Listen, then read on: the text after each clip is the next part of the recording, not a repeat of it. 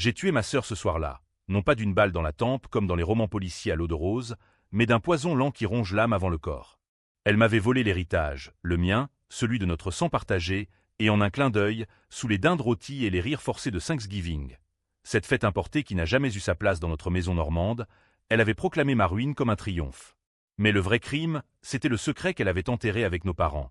J'avais porté le poids de ses fautes depuis l'enfance, et maintenant, je ripostais avec la précision d'un scalpel.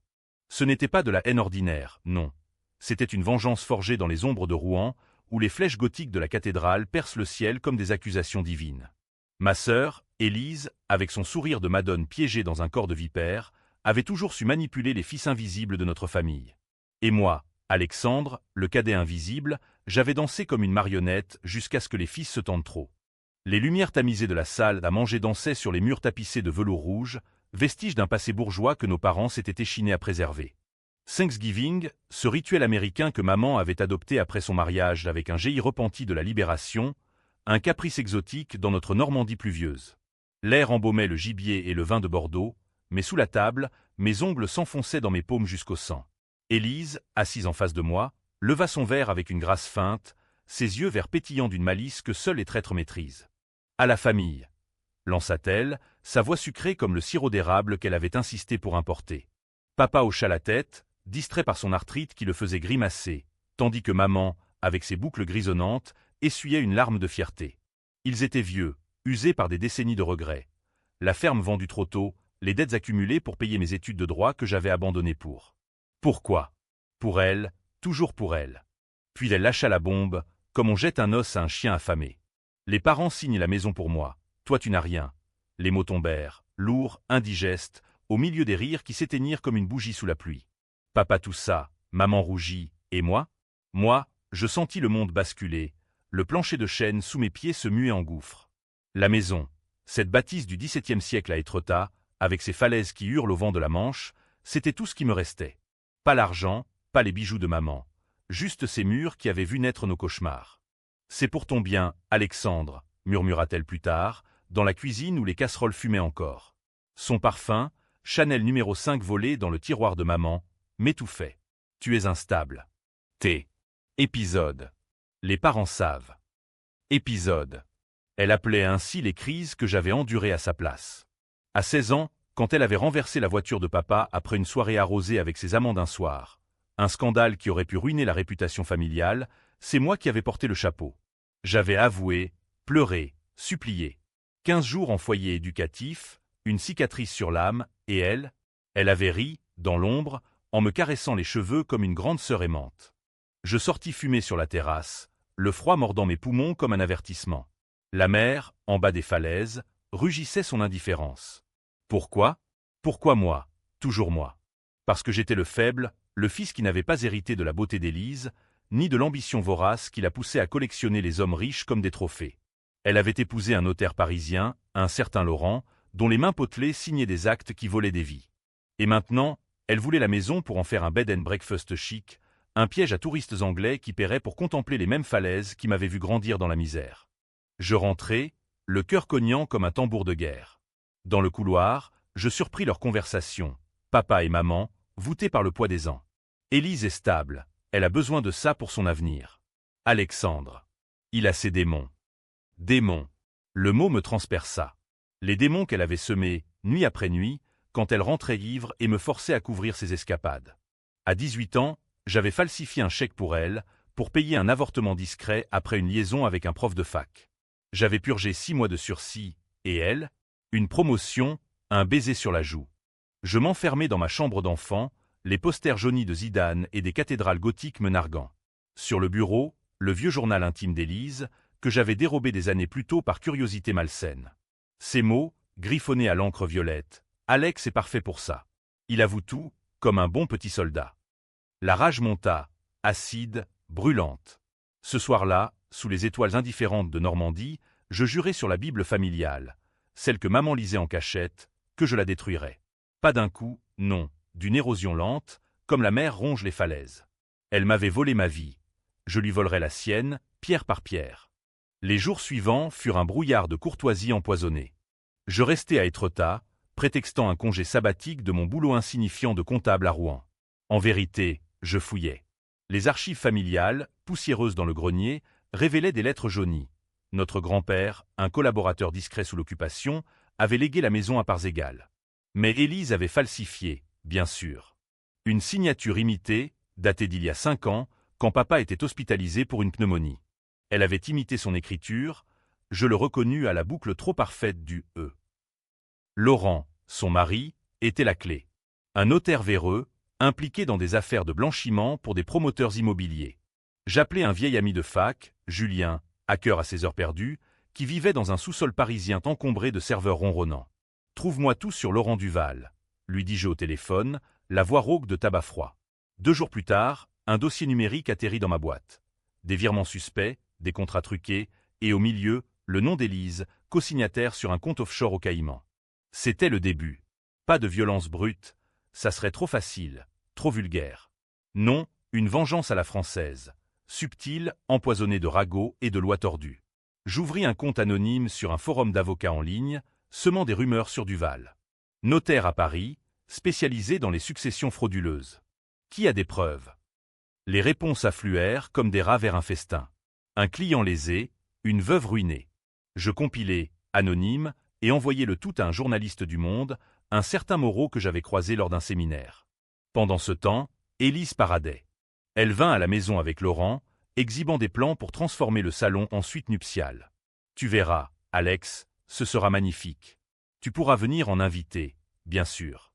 Son rire tinta comme du cristal brisé.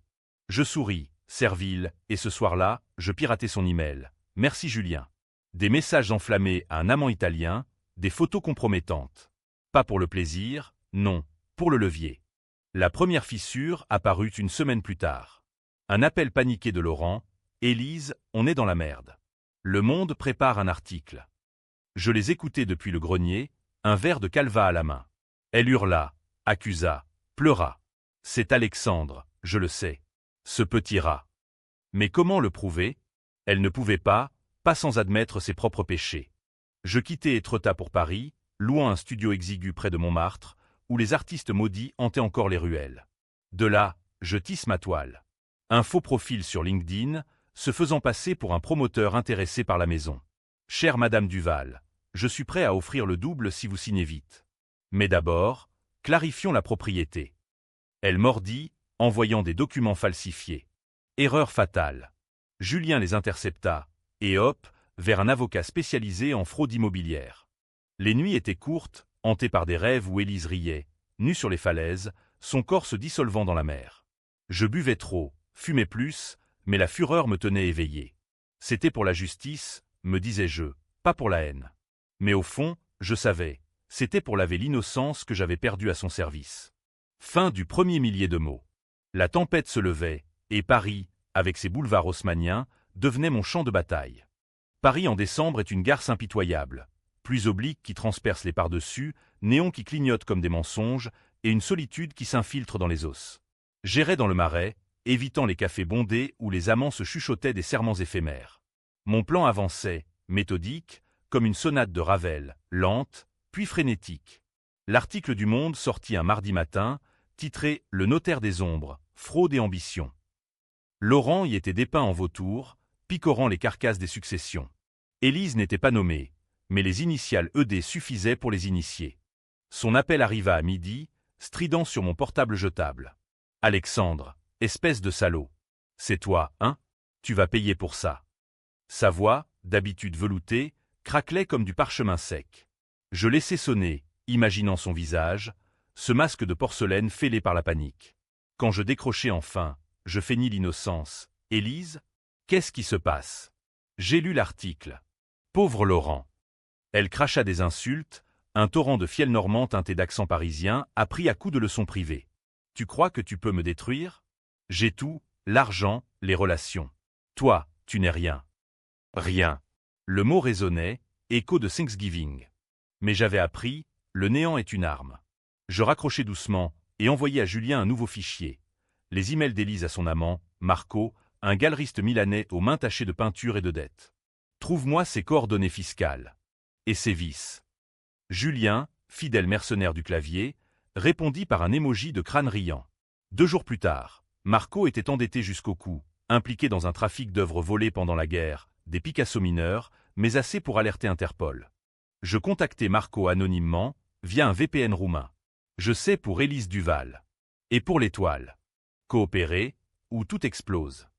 Il mordit, terrifié, et cracha des détails. Leur rendez-vous à Venise, les mots doux qui masquaient des chantages. Élise n'était pas une amante. Elle était une prédatrice, utilisant le sexe comme un contrat notarié. Je compilai, et cette fois, pas de journaliste. Directement à la police financière, sous couvert d'un lanceur d'alerte. Pendant ce temps, la maison d'Étretat pourrissait dans l'attente. Papa appela, voix chevrotante, « Fils, reviens.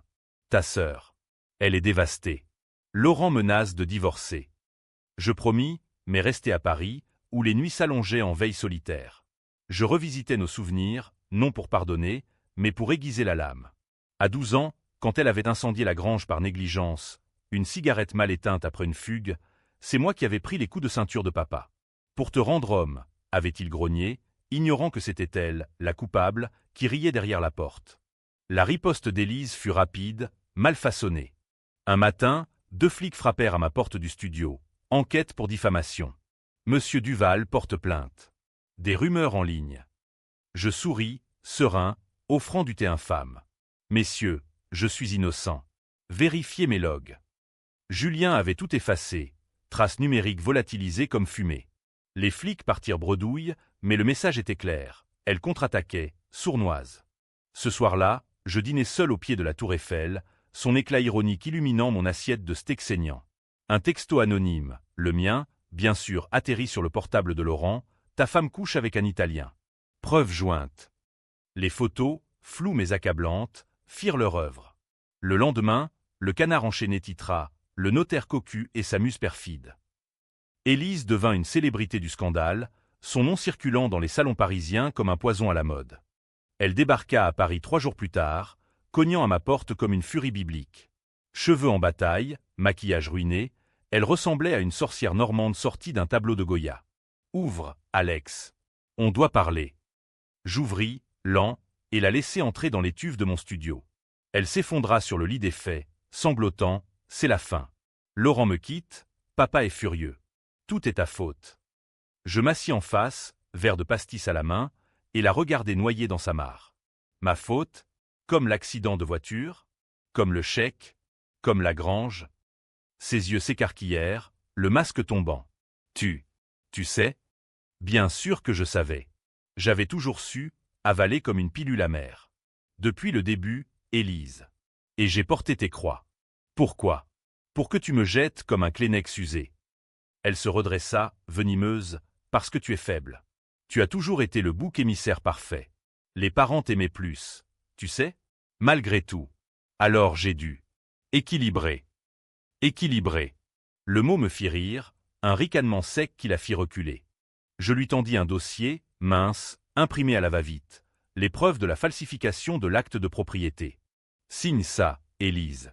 Rends-moi ma part. Ou ça va au juge. Elle lut, pâlit, et déchira les pages d'un geste théâtral. Tu n'oserais pas. C'est de la famille. Famille.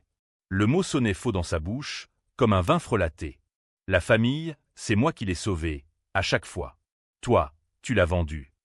Elle partit en claquant la porte, jurant des représailles.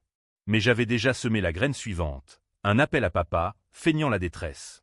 Elle m'a menacé, père. Elle veut me ruiner. Les vieux liens se tendirent. Il rappela Élise, exigeant des explications. J'entendis l'explosion au téléphone, qu'il me passa par inadvertance. Cris, accusations, le bruit d'un vase brisé. La vengeance prenait corps, mais au prix d'une érosion intérieure. Je maigrissais, mes yeux s'enfonçaient dans des orbites sombres.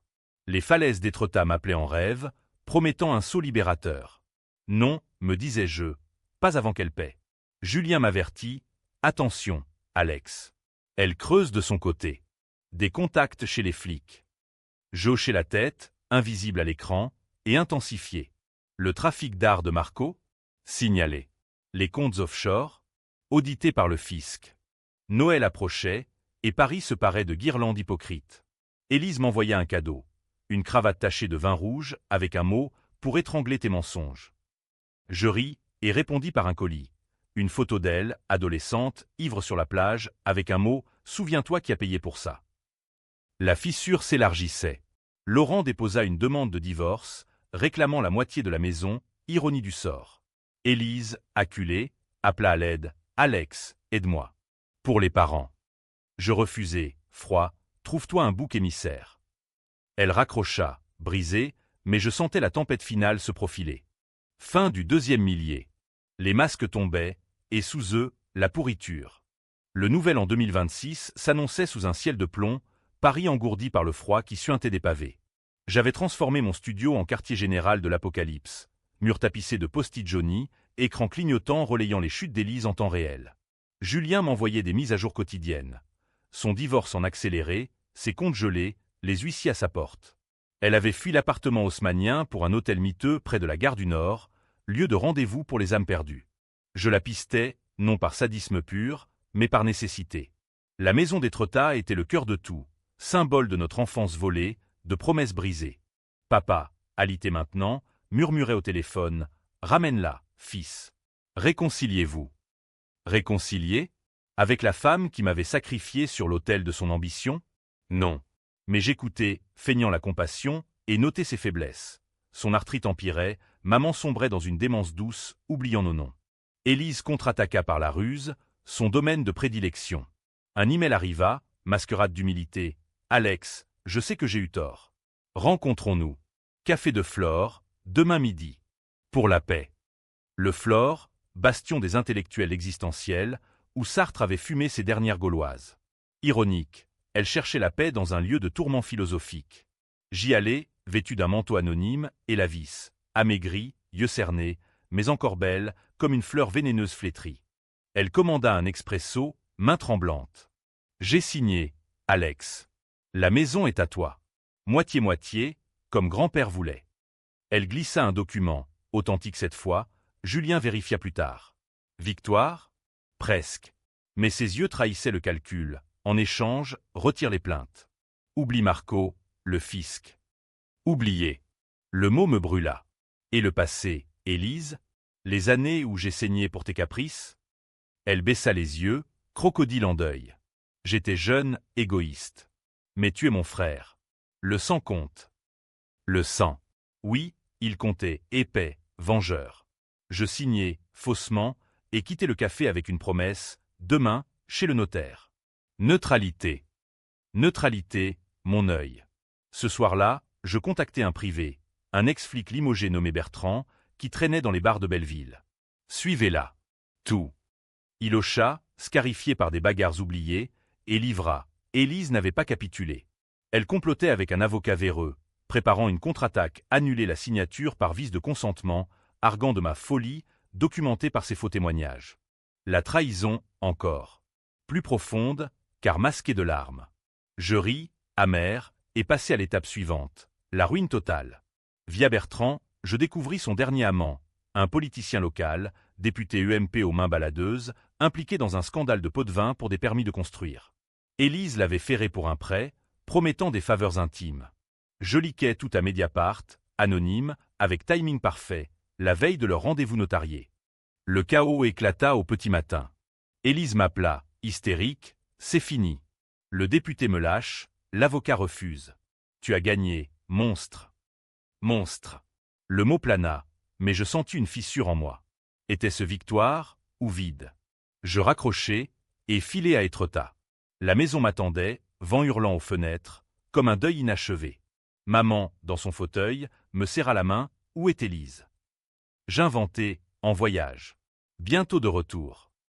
De retour à Paris, le notaire, un remplaçant intègre, valida le partage. La moitié était mienne. Mais Élise, acculée, frappa bas, une lettre à papa, larmoyante, accusant ma paranoïa. Il crut, bien sûr, le sang encore. Reviens, Élise. Ton frère est changé.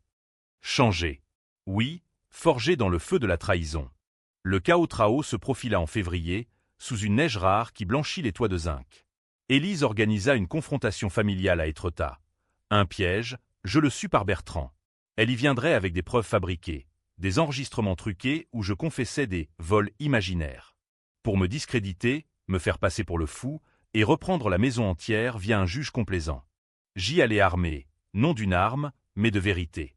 Dans le salon aux meubles empire, face à la cheminée crépitante, nous nous affrontâmes.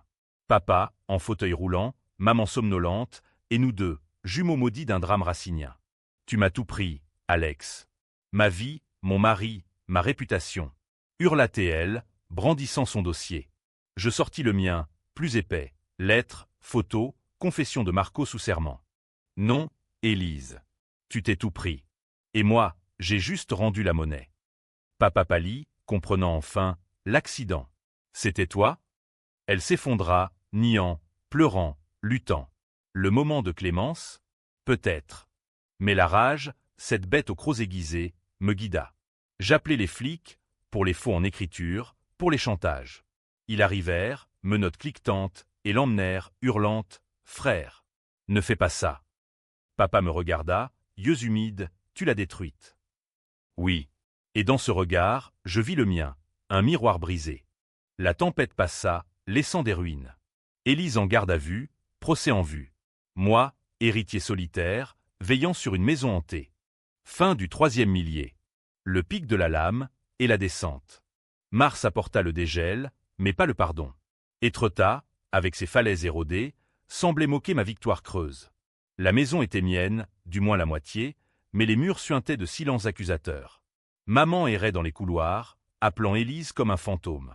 Papa, brisé, refusait de me parler, son regard me transperçant comme une lame de guillotine. J'avais gagné la guerre, mais perdu la famille. Ironie d'une vengeance qui ronge le vengeur autant que la proie. Paris me rappela, tentatrice.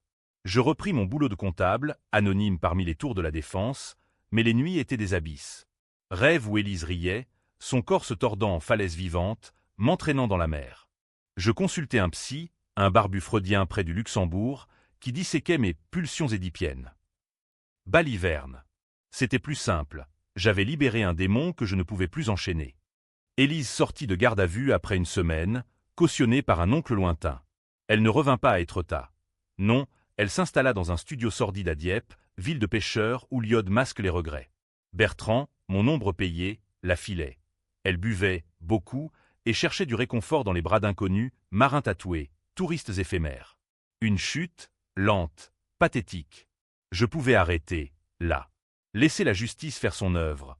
Procès pour fraude, peut-être 5 ans. Mais non. La lame, une fois tirée, exige le sang. Julien m'alerte. Elle prépare un contre-coup, contactant des journalistes pour un témoignage exclusif. Moi, le frère psychopathe qui avait orchestré sa ruine pour une maison. Twist. Elle admettrait ses fautes mineures, mais me peindrait en monstre absolu, invoquant mon instabilité comme mobile.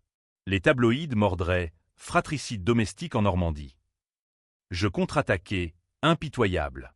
Fouillant plus profond via Julien, je déterrai le secret ultime, notre conception. Une lettre de grand-mère, cachée dans un tiroir secret de la maison, révélait qu'Élise n'était pas la fille aînée légitime. Maman, jeune, avait une liaison avec un Allemand pendant l'occupation, fruit d'une nuit de peur et de vin. Papa l'avait élevée comme sienne, mais Élise l'avait découvert à 17 ans et utilisée comme arme, chantage contre maman pour des faveurs financières. La révélation me frappa comme un raz-de-marée. Pas ma sœur, du moins, pas de sang pur. Ça expliquait tout, sa voracité, son besoin de posséder, comme pour compenser un vide originel. Je confrontai maman, un après-midi pluvieux. C'est vrai. Elle pleura, hochant la tête, pour te protéger, Alex. Elle est devenue si dure. Protéger. Toujours ce mot, ce mensonge. Armé de la lettre, je la confrontai à Dieppe, dans un bar au Roland de Tarenfry. Elle était là, ivre, lèvres peintes en rouge sang. Tu sais, n'est-ce pas? Dis-je, posant la lettre. Ses yeux s'allumèrent, fous. Et alors? Ça change quoi? Papa m'aimait quand même. Toi, tu n'es que le bâtard légitime. Bâtard. Le mot vola, et avec lui, ma dernière once d'humanité. Nous luttâmes, verbalement d'abord, puis physiquement. Elle me griffa, je la plaquai contre le comptoir. Les clients s'écartèrent, indifférents. Signe l'abandon total de la maison, où ça sort au grand jour. Ton père saura.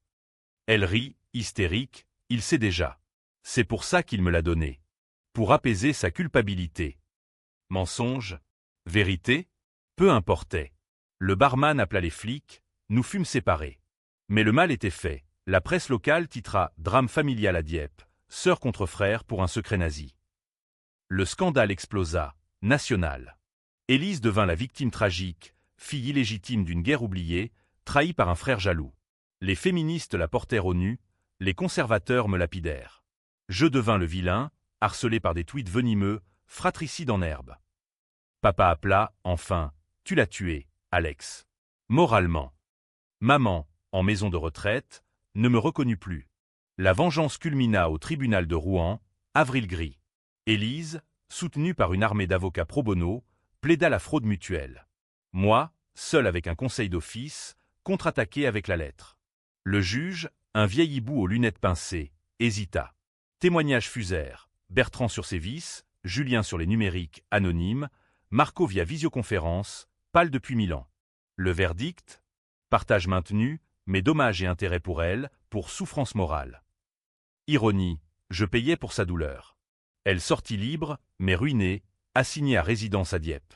Moi, je rentrais à Étretat, maison entière mais vide. Les nuits s'alourdissaient. Étais-je le héros, ou le monstre qu'elle avait créé? Fin du 4e millier. L'apogée, et le doute. Mais fleuri en Normandie, mais pas dans mon cœur.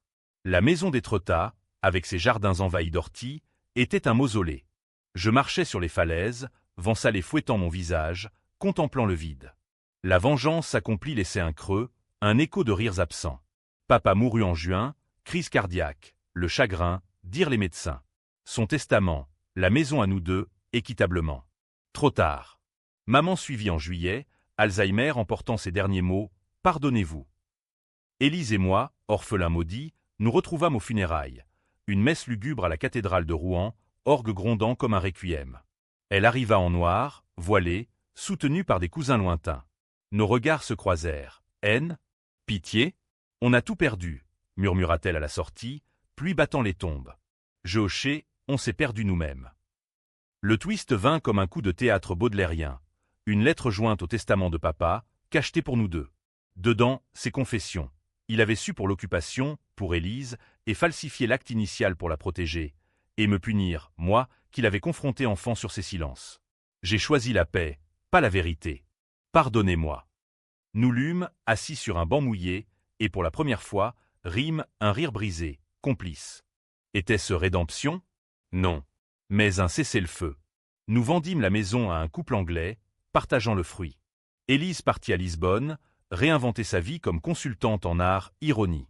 Moi, je restais à Rouen, écrivant des mémoires anonymes, thérapie ou catharsis. La vengeance m'avait forgé, plus dur, plus gris. Mais dans les soirs d'été, face à la Seine, je me demandais, aurais-je pu pardonner plus tôt? Le lecteur jugera, héros brisé ou vilain impitoyable. La vie, comme la France, n'offre pas de réponse nette, seulement des ombres allongées. Fin. Le rideau tombe sur un drame sans happy end, ou peut-être avec la liberté de l'oubli.